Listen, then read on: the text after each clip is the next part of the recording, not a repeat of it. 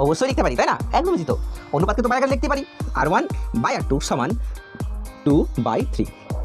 जिंदगी एक अजब मोड़ पर आ खड़ी थी और तुम आए। H1 H2 2 পাই R2 H2 ওহো H2। সেম ভাবে এটাকেও তো অনুপাত আকারে লিখতে পারি।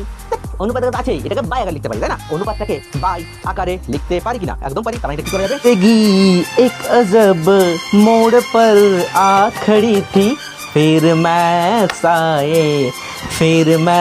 आए। সত্যি কথা, তোমরা ছাড়া আর আমার ম্যাথস ছাড়া আমার কোনো অস্তিত্বই নেই। Without you and my maths I am a big zero. Thanks to all of you for supporting me. আমাকে সাপোর্ট করার জন্য তোমাদেরকে অশেষ অশেষ ধন্যবাদ। তো আজকে আমরা চলে এসেছি লম্ববৃত্তাকার লেকচার নাম্বার 9-এ। আজকে আমরা কিছুগুলো শর্ট কোশ্চেন করব, কারণ বড় কোশ্চেনগুলো প্রায় আমাদের শেষ। লম্ববৃত্তাকার চোঙের কোষ থেকে 8-এর যে বড় কোশ্চেনগুলো সেগুলো প্রায় শেষ। আজকে কিছুগুলো শর্ট কোশ্চেন করব। প্রথমে আজকে শুরু করব 19-এর 1 থেকে। 19-এর 1 থেকে প্রথমে শুরু করব।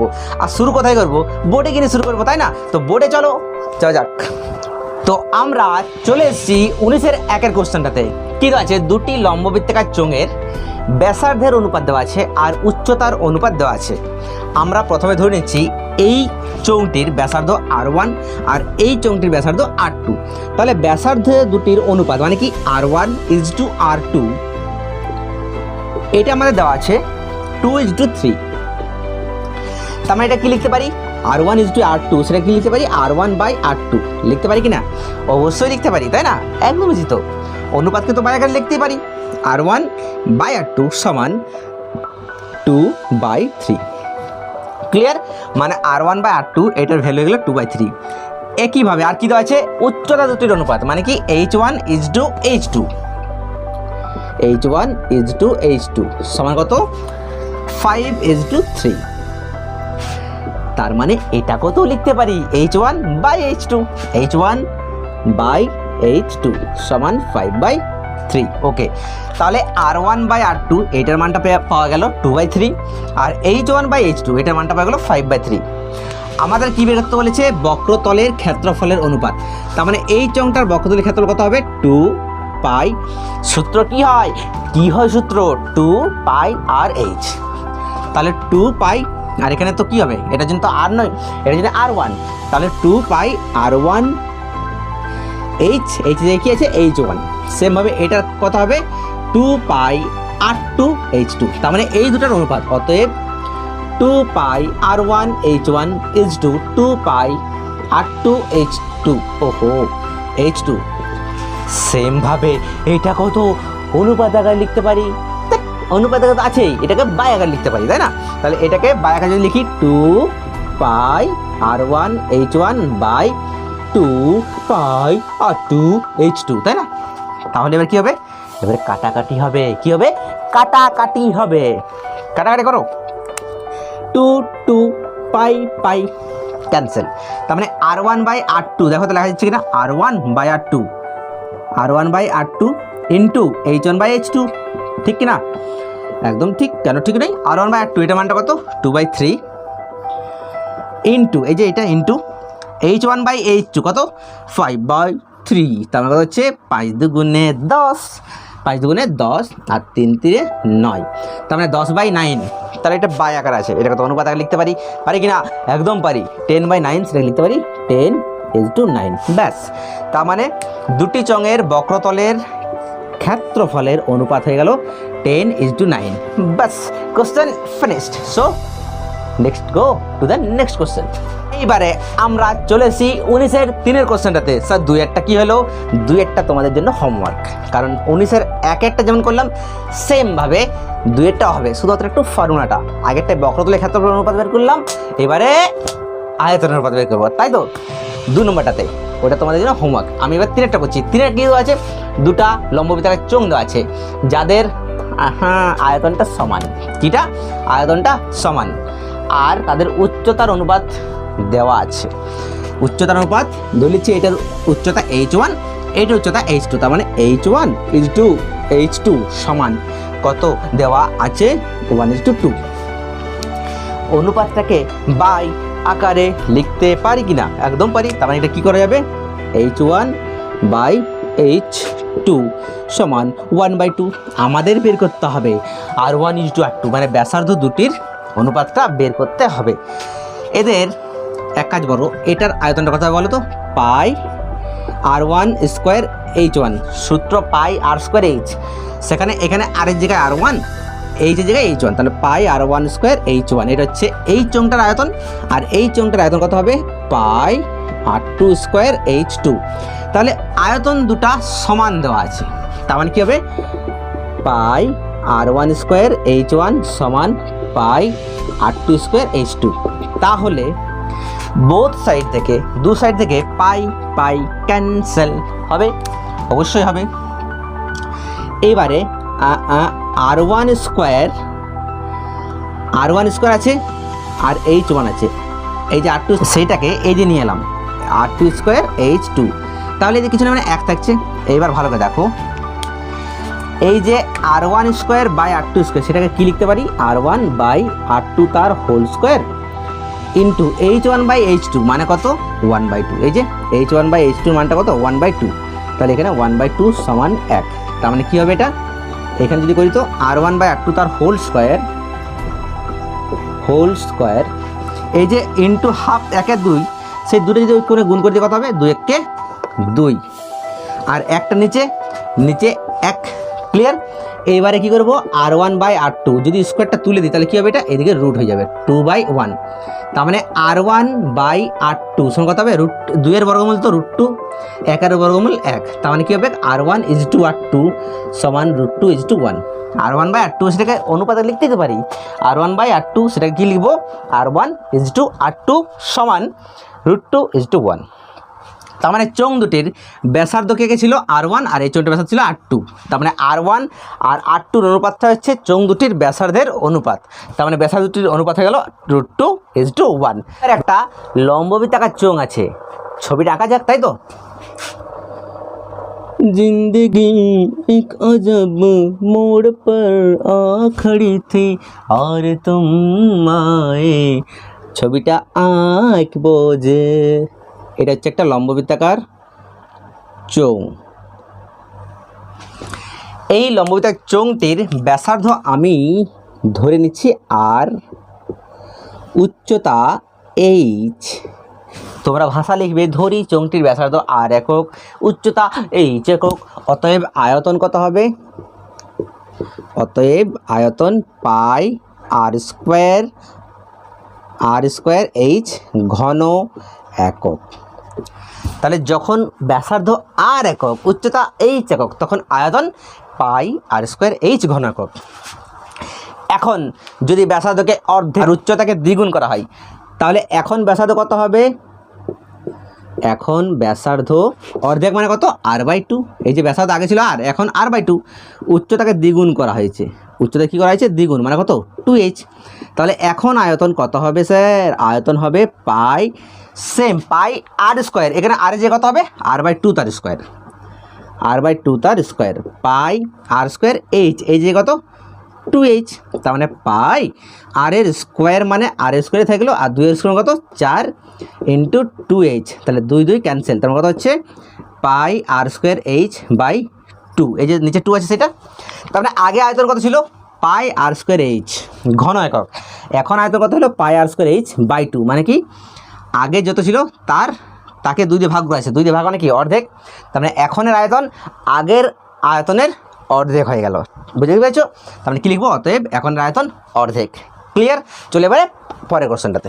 এইবারে আমরা চলে এসেছি 20-2 কোশ্চেনটাতে। আগের কোশ্চেনগুলো কী হলো স্যার, তোমরা করবে, কারণ কিছু হোমওয়ার্ক দেওয়া উচিত, তাই না, নিজেদের থেকেও তো চেষ্টা করতে হবে। তার জন্য আগেরগুলো আমরা শেষ করলাম 19-এর 4-টাতে, এর আগের কোশ্চেনটা করলাম 19-এর 4-টা, 19-এর 5-টা তোমাদের জন্য হোমওয়ার্ক দিলাম। আর পরের যে শর্ট কোশ্চেন রয়েছে সেগুলো তোমরা নিজে থেকে ট্রাই করবে। যদি প্রবলেম হয় আমাকে কমেন্ট করবে, কমেন্ট বক্সে কমেন্ট করবে, আমি তোমাদের জন্য আবার ভিডিও নিয়ে আসবো। এবারে শুরু করছি 20-2-টা। তাহলে 20-র একেরটা কী হলো, 20-র একেরটা দেওয়া আছে, 20-র একেরটা আগের মতো কোষে দিকে 8-এর 10-এর কোশ্চেনটার মতো, কোষে দিকে 8-এর 10-এর কোশ্চেনটা সেম, শুধুমাত্র কোষের দেখি 8-এর 10-এর কোশ্চেনটা একটু এক্সট্রা দেওয়া ছিল, এটাতে একটু শর্ট কোশ্চেন দেওয়া আছে, সেম অঙ্ক, ঠিক আছে। তার জন্য 20-এর 2-একটা করছি। 20-এর 2-একটা কী বলে আছে, একটা লম্ববৃত্তাকার চোঙের বক্রতলের ক্ষেত্রফল c বর্গ দেওয়া আছে, ভূমির ব্যাসার্ধ r, তাহলে কী করব, ভূমির ব্যাসার্ধ r, তার মানে এটা হচ্ছে ভূমির ব্যাসার্ধ r, উচ্চতা আমরা ধরে নিচ্ছি h। তাহলে বক্রতলের ক্ষেত্রফল c আর বক্রতলের ক্ষেত্রফল সূত্র কী হয় আমাদের, 2πr/h। ভূমির ব্যাসার্ধ r থাকলো, আয়তন v সমান কী হয়, πr²h, হয় কি না। এইবারে কার মান বের করবো, CR/v, ব্যাস মানগুলো পুট করে দিলে হবে। c এর ভ্যালু কত, c এর ভ্যালু কত, c মানে কি 2πr/h, দেখো 2πr/h ইন্টু r মানে কি, r মানে কি আর এই বাই ভি, ভি মানে কি πr²h, πr²h। এবারে কী করবো, কাটাকাটি যাবে, পাই ক্যান্সেল, দেখো আর আর আর আর স্কোয়ার হয়ে গেল, তার মানে এই দুটো মিলে এটা কেটে যাচ্ছে আর এইচ কেটে যাচ্ছে, তার মানে কত থাকছে 2, তার মানে CAR/V এটার মানটা কত 2, ব্যাস হয়ে গেল। বুঝতে পারছো কত সোজা কোশ্চেনগুলো অনেক সোজা। চলো পরে কোশ্চেনে যাওয়া যাক। এইবারে 20-এর 3-একটা, 20-এর 3 কি বলছে, একটা চোঙ আছে, আমরা ধরে নিচ্ছি উচ্চতা h, ব্যাসার্ধ r একক, ক্লিয়ার। উচ্চতা h সমান 14 দেওয়া আছে, 14 সেমি দেওয়া আছে, বক্রতলের ক্ষেত্রফল কত দেওয়া আছে, 264 বর্গ সেমি, তাহলে 264 যদি বর্গ সেমি, এটা বক্রতলের ক্ষেত্রফল, আর আমরা জানি তো বক্রতলের ক্ষেত্রফল কী হয় 2πr/h, মানে 2πr/h সমান 264। এখানে আমরা কী করবো, ভ্যালুটা পুট করবো, 2 পায়ের মান কত 22/7, আর এর মানটা জানি না, এইচ মানে কি উচ্চতা মানে কত 14 সমান 264। এইখান থেকে কী করবো, কাটাকাটি করবো, 7 2 14 মানে কি থাকছে 2 × 22 × r × 2 সমান 264। তার মানে এইখান থেকে আর এর ভ্যালুটা কত হবে, 264 বাই এই যে 2, 22 চলে আসবে নিচে, এই দুইটা চলে যাবে নিচে। এবার কী করবো, আবার কাটাকাটি করবো, তেরি উম্মীদ তেরা ইন, তাহলে কত হচ্ছে 2 1 2, 2 3 6, 2 2 4, আরও 2 দিয়ে কাটাকাটি করবো, 6 2 12, 6 2 12, ঠিক আছে। এবার 22-এর সঙ্গে এটা কাটাকাটি করলে কত হবে, 11 2 22, 6 66, 2 3 6, তার মানে আর এর ভ্যালু কত হয়ে গেল, আর সমান 3, আর এর মানটা 3 হলে এবার কী করতে হচ্ছে আমাদের, আয়তন, আয়তন সূত্র কী হয় πr²h, πr²h, পাই মানে কত 22/7, আর মানে কত 3, 3-এর স্কোয়ার ইন্টু এইচ মানে কত 14, তার মানে 22/7 ইন্টু 3-এর স্কোয়ার মানে কত 9 ইন্টু 14, 7 2 14, তার মানে কত হচ্ছে 22-এর সঙ্গে 9 গুণ করলে কত হবে, 9 2 18, 8 হাতে 1, 9 2 18 19, 198 ইন্টু এই যে 2টা, তার মানে 8 2 16, 6 হাতে 1, 9 2 18, 19 9 হাতে 1, 2 1 2 3, 396 ঘন সেমি, যেহেতু আয়তন বলছে ঘন সেমি, ব্যাস এটা হয়ে গেল চোঙটির আয়তন। 4-একটা, সরি 20-এর 3-একটা করলাম আগে, এবার 20-এর 5-একটা করবো, ক্লিয়ার। 20-এর 5-একটা করবো, 20-এর 4-টা কী হবে, 20-এর 4-টা আগের কোশ্চেন করলাম তো, 19-এর কোশ্চেনগুলোর মতন সেম, একবার ট্রাই করবে, না পারলে আমি আছি এই কমেন্ট বক্সে কমেন্ট করবে, তাই না। 20-এর 5-একটা কী বলেছে, একটি লম্ববৃত্তাকার চোঙের ব্যাসার্ধের দৈর্ঘ্য 50% হ্রাস করা হলো এবং উচ্চতা 50% বৃদ্ধি করা হলো। দেখো একটা লম্ববৃত্তাকার চোঙ ধরে নিচ্ছি, একটা লম্ববৃত্তাকার চোঙ, সাপোজ এটা ব্যাসার্ধ আর ধরে নাও, তেরে উম্মীদ তেরা ইন্তজার করতে হ্যাঁ এ সনম হাম তো, তাহলে কি হচ্ছে এটা, ব্যাসার্ধ আর একক, ব্যাসার্ধ আর একক, উচ্চতা এইচ একক, তার মানে কি হবে, আয়তন, আয়তনের সূত্র হচ্ছে πr²h ঘন একক। তাহলে এই যে চোঙটা তার আয়তন হয়ে গেল πr²h ঘন একক, ঠিক আছে। এবার কি বলছে, ব্যাসার্ধকে 50% হ্রাস করা হলো, ব্যাসার্ধ 50% হ্রাস করা হলে ব্যাসার্ধ কত হবে, ব্যাসার্ধ হবে, দেখো আগে ব্যাসার্ধ ছিল কত আর, আগে ব্যাসার্ধ ছিল আর, ঠিক আছে আর ছিল, এখন হ্রাস করা হচ্ছে ব্যাসার্ধকে, মানে কি কমানো হচ্ছে কত 50%, কার আর এর, তাই না। এখন আর এর 50% কমানো হচ্ছে, তার মানে আর এর 50% এতটা কমানো হচ্ছে ব্যাসার্ধকে, তাহলে এখন ব্যাসার্ধ কত থাকবে, আগে আর ছিল, এখন যেটা কমাচ্ছে সেটা বাদ দিয়ে দিচ্ছি, আগে আর ছিল এখন এটা কমানো হচ্ছে, তার মানে এটা কি মাইনাস, তার মানে কী হবে আর মাইনাস, আর এর মানে তো গুণ চিহ্ন, 50% মানে কি 50/100 লেখাই যেতে পারে। 50 থেকে 50, 50 দুগুণে 100, আর মাইনাস আর এককে r/2। তাহলে এটা কত হবে? এর নিচে কিছু না 1 আছে, 2 আর 1 লসাগু 2, এটা হবে 2r মাইনাস r। তার মানে কথা হচ্ছে দুটো আর থেকে একটা আর বিয়োগ করলে একটা আর থাকে, r/2 একক। তার মানে এখন ব্যাসার্ধ কত? r/2 একক। ঠিক আছে, এবারে উচ্চতা 50% বৃদ্ধি করা হচ্ছে। যদি উচ্চতাকে 50% বৃদ্ধি করা হয় কী হবে? এটা যদি উচ্চতা লিখে দিই, উচ্চতা 50% এটা হ্রাস না করে এটা বৃদ্ধি করা হলে এটা ব্যাসার্ধ, এটা কী হবে? উচ্চতা হবে। তাহলে দেখো কী হবে, আগে এইচ ছিল, এখন এইচের 50% বাড়িয়ে যাচ্ছে, তার মানে কি যোগ হবে? তাহলে এটা প্লাস, তার মানে এটা এইচ, এটা প্লাস, এটা এইচ, তার মানে এটা প্লাস এইচের 50%, ওইটা আমি একটু ভুল করলাম, এইচের 50%, তার মানে এটা কত হবে? এইচ প্লাস এইচ ইন্টু 50/100, 50 থেকে 50, 50 দুগুণে 100, তার মানে কথা হচ্ছে এইচ প্লাস এইচ একে h/2, তার মানে কথা হবে 2h প্লাস h/2, তার মানে হচ্ছে 3h/2, এইটা হবে 3h/2। ক্লিয়ার? তার মানে এখন আয়তন কত হবে? অতএব আয়তন এখন কত হবে? সেম পাই আর যে কত? r/2 তার স্কোয়ার ইন্টু এইচ যে কত? 3h/2, তার মানে পাই আর এর স্কোয়ার 2 স্কোয়ার কত? 4 ইন্টু 3h/2, তার মানে কত হচ্ছে 3/3, 4 দুগুণে 8 পাই r² h। তাহলে এখন আয়তন এইটা হচ্ছে, তার মানে আগে আয়তন কত ছিল? এটা পাই r² h। এটা যদি আমরা ভি ধরে নিই, আগেরটা যদি ভি ধরে নিই, তার মানে কত আসবে? এটা 3/8, আর এটা কী বটে? ভি বটে। এই যে ভি ধরে নিলাম, পাই r² h সমান ভি ধরে নিলাম, ভি, তার মানে 3v/8। তাহলে দেখো উপরে 3 সংখ্যা হবে কি? উপরে সংখ্যার কথা আছে 3, নিচে বড় আছে, তার মানে সেটা কি? নিশ্চয়ই এটা হচ্ছে প্রকৃত ভগ্নাংশ, তাই না? আগে ভি ছিল, ভি এর সঙ্গে কিছু গুণ নেই, আমার কত? 1 গুণ আছে। আমরা কী করে বুঝতে পারি যে কোনটা বড়? আগে ভি ছিল, তার সঙ্গে কত? কিছু গুণ নেই, মানে 1 গুণ। এখানে ভি এর সঙ্গে কত গুণ আছে? 3/8। তাহলে 1 বড়, অন্য 3/8 বড়, 3/8 বড়, কারণ উপরটা যদি ছোট থাকে, নিচেটা থাকে, তখন সেটা 1 থেকে ছোট হয়ে যায়। তার মানে এটা হচ্ছে 1 থেকে ছোট, তার মানে এই যে পুরোটা ছোট, তার মানে কি আয়তনটা হ্রাস পেয়েছে।